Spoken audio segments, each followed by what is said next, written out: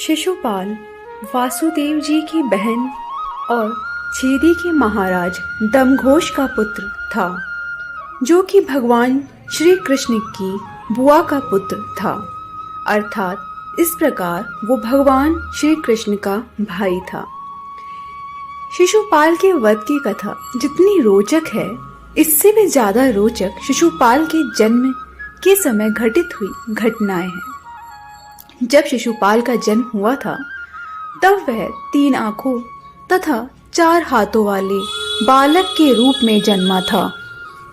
तो उसके माता पिता उसे बाहर ले जाने हेतु बहुत चिंतित हुए कि इस बालक को संसार के सामने किस प्रकार प्रस्तुत करेंगे।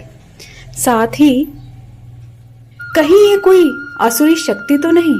इस प्रकार के विचार करके उन्होंने इस बालक को त्याग देने का निर्णय लिया। तभी एक आकाशवाणी हुई कि वे ऐसा ना करें।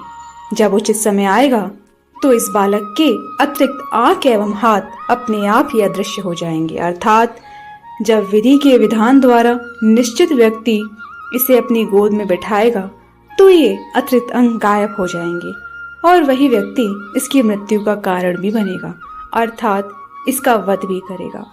शिशुपाल के माता पिता इस आकाशवाणी को सुनकर आश्वस्त हुए कि उनका पुत्र असुर नहीं है, परंतु दूसरी ओर उन्हें ये चिंता भी होने लगी कि उनके पुत्र का वध हो जाएगा और वह मृत्यु को प्राप्त होगा। शिशुपाल के संबंध में विष्णु पुराण में एक कथा बताई गई है, जिसके अनुसार भगवान श्री हरि विष्णु के 2 द्वारपाल थे, जय और विजय।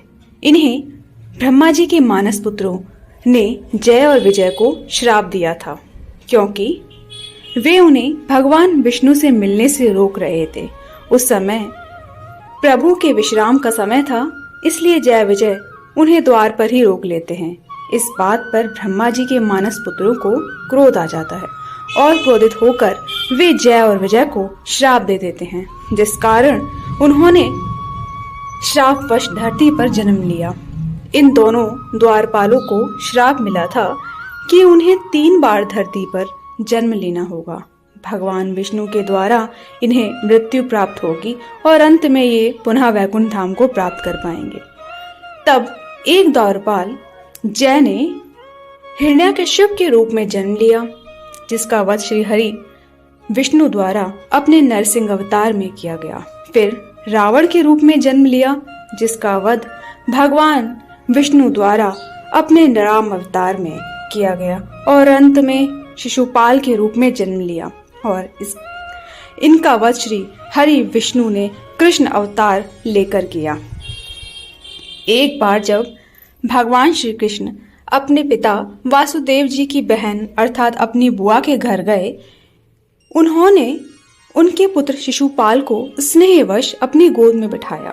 तभी शिशुपाल के अतिरिक्त अंग अर्थात 1 आंख 2 हाथ गायब हो गए।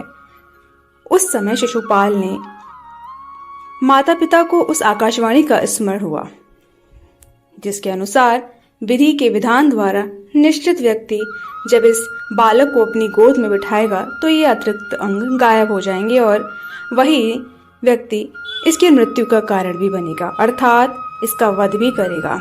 तब इस बात से व्यथित होकर भगवान श्री कृष्ण की बुआ ने उनसे वचन लिया कि वे शिशुपाल का वध नहीं करेंगे, क्योंकि ये शिशुपाल वध तो विधान द्वारा पूर्व ही निश्चित था। इसलिए ऐसा करने से प्रभु इनकार तो नहीं कर सकते थे, लेकिन वे अपनी बुआ को भी दुखी नहीं करना चाहते थे।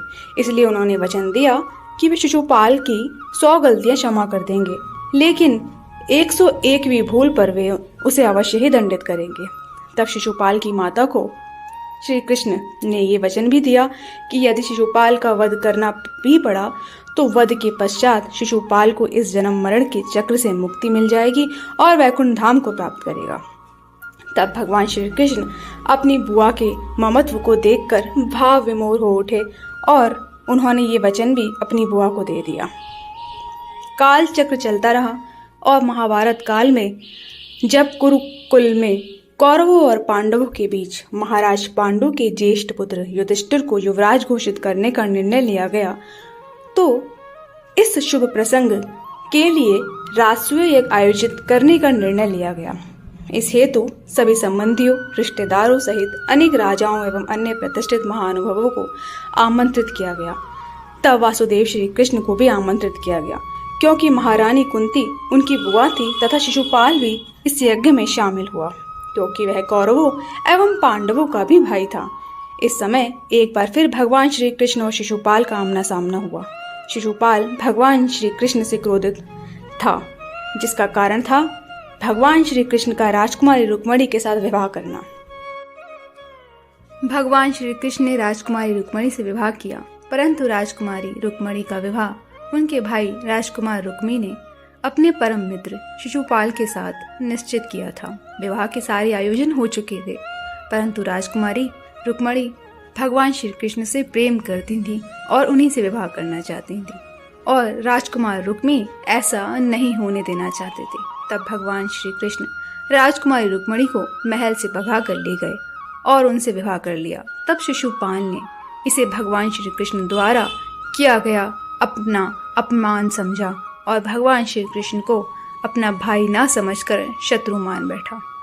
महाभारत काल में राजकुमार युधिष्ठिर के युवराज अभिषेक के समय युवराज युधिष्ठिर ने भगवान श्री कृष्ण को सर्वप्रथम भेंट आदि प्रदान की और सम्मानित किया। तब शिशुपाल से भगवान श्री कृष्ण का सम्मान देखा न गया और क्रोध से भरा बैठा।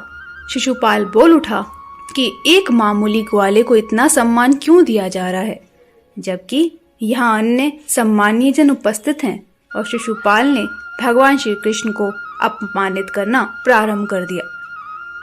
शिशुपाल भगवान श्री कृष्ण को अपशब्द कहे जा रहा था, उसका अपमान किए जा रहा था, परंतु भगवान श्री कृष्ण उनकी बुआ एवं शिशुपाल की माता को दिए वचन के कारण बंधे थे, अतः वे अपमान सह रहे थे।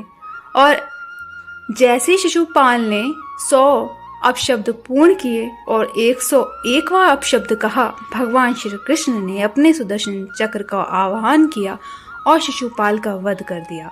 इस प्रकार भगवान श्री कृष्ण ने शिशुपाल का वध किया। भगवान श्री कृष्ण इस कथा के माध्यम से हमें सहनशीलता, क्षमा करने की शक्ति, बड़ों की बात को आदर पूर्वक मानने की शिक्षा प्रदान करते हैं। अगर आपको हमारी कथाएं पसंद आती हैं तो प्लीज़ लाइक और सब्सक्राइब करना ना भूलें। जय श्री कृष्ण।